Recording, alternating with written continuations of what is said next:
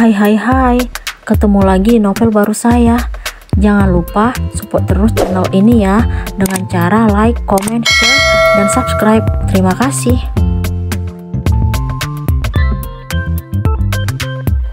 Part 1. Bingung. Jangan mas, pintaku kepada Mas Anjas, suamiku. Kenapa dek? Tanya Mas Anjas yang tampak heran. Aku belum siap mas. Apa alasannya dek? Sekarang kamu istriku dan aku suamimu. Ini malam pertama kita. Aku gak mau kamu kecewa. Kenapa harus kecewa? Ada apa sebenarnya? Kenapa masih ada yang harus ditutup-tutupin? Aku belum sanggup cerita ke kamu mas. Aku gak kuat. Aku meraih tangan Mas Anjas lalu menciuminya sambil meminta maaf. Perasaan bersalah selalu menyelimuti dan menghantuiku setiap mengingat kejadian pahit yang menimpaku sekitar belasan tahun yang lalu. Saat itu, aku baru berusia 10 tahun dan duduk di bangku kelas 4 SD. Aku dan Yani, sahabat masa kecilku, selalu bermain sepeda hampir setiap sore. Mungkin aku terlalu bersemangat dan merasa sangat bahagia. Jadi, ketika sepeda meluncur melewati turunan, aku tidak melihat ada batu besar yang akhirnya tidak mampu aku elakkan lagi. Aku pun terjatuh hingga kepala mengenai batu-batu kecil di sekitar jalan dan mengeluarkan darah.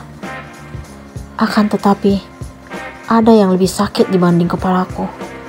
Sesuatu yang sangat berharga dalam hidupku terbentur palang sepeda dan mengeluarkan bercak darah.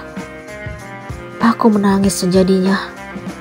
Yani segera memberikan pertolongan dengan mengantarkanku pulang. Aku merintih kesakitan. Rasanya sangat pedih. Orang tuaku tampak sangat kaget melihat kondisiku. Mereka pun membawaku ke klinik terdekat yang ada di kotaku. Aku melihat kepanikan di wajah ayah dan bunda. Aku merasa bersalah karena telah membuat mereka khawatir memikirkan keadaanku.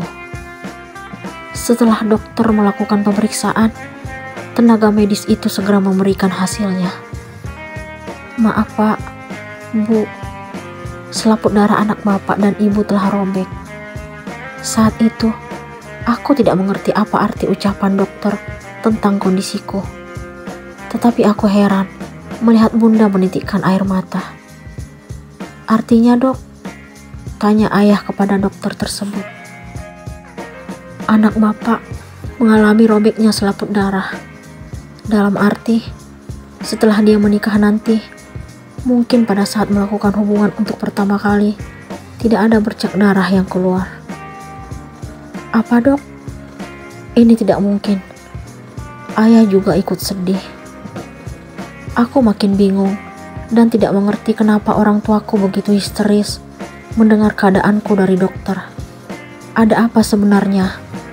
Pertanyaan itu yang ada di pikiranku saat itu. Ayah, bunda, kenapa sedih? Alia gak apa-apa kok. Nanti juga sembuh. Aku mencoba menguatkan orang tuaku. Bunda segera menghampiriku yang masih berbaring di tempat tidur dalam ruangan dokter. Iya sayang, Alia anak hebat. Ayah dan bunda percaya. Bunda pun mencium dahiku.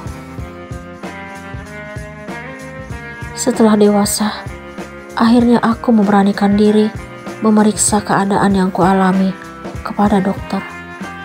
Aku pun mendapatkan penjelasan yang sangat mengagetkan. Kesucian wanita sering dikaitkan dengan selaput darah. Namun, perlu kamu ketahui bahwa keutuhan selaput darah tidak dapat menyimpulkan kesucian seorang wanita. Hal ini dikarenakan kondisi selaput darah setiap wanita berbeda-beda. Selaput darah itu sendiri adalah lapisan kulit yang sangat tipis, merentang di wanita. Kamu pernah mengalami cedera pada bagian dan mengeluarkan darah.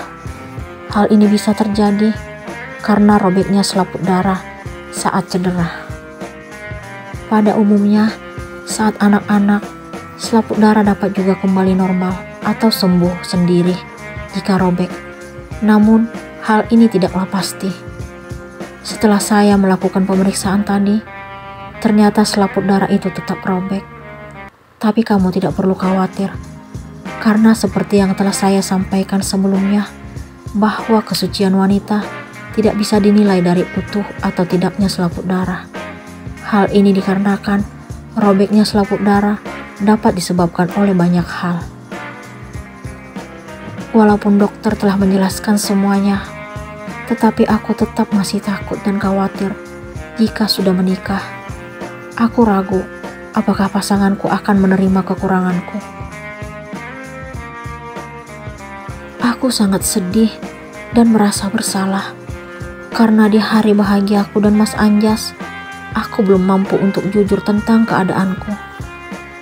Mas Anjas adalah laki-laki baik, tetapi aku belum memiliki kekuatan untuk menceritakan kenyataan yang menimpa hidupku. Aku sangat takut kalau dia akan berpaling setelah mengetahui kondisiku yang sebenarnya. Maafin aku, Mas. Untuk malam ini, aku belum mampu melayanimu sebagai suamiku. Berikan aku waktu untuk mengumpulkan kekuatan. Aku janji secepatnya akan cerita ke kamu. Aku menangis di dada Mas Anjas.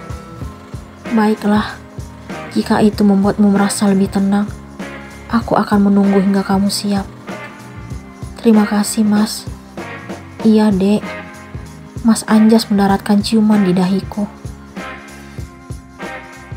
Aku sangat beruntung dan berterima kasih karena telah dikirimkan suami yang sangat pengertian dan penuh kesabaran seperti Mas Anjas. Dia suami terhebat bagiku. Pertemuanku dengannya sangatlah singkat. Kami tidak mengenal yang namanya pacaran. Kami dijodohkan oleh kedua orang tua kami. Oleh karena kami berdua merasa saling cocok, akhirnya kami melakukan beberapa kali pertemuan sebelum hari pernikahan. Tujuannya untuk lebih mengenal satu sama lain. Aku sangat kaget saat pertama kali mengenalnya. Dia begitu gagah dan tampan. Namun, entah kenapa dia bersedia dijodohkan dengan wanita pilihan orang tuanya. Sangat tidak mungkin jika wanita cantik tidak tertarik kepadanya. Dia pasti dengan mudah menemukan wanita pilihan hatinya. Kenapa dia lebih memilihku? Pertanyaan itu yang terlontar di pikiranku. Akan tetapi, ini adalah jalan dari Sang Pencipta yang sudah mengatur segalanya. Mas Anjas ditakdirkan untuk hidup denganku, melindungi dan menjagaku. Walaupun demikian, aku tetap masih ragu.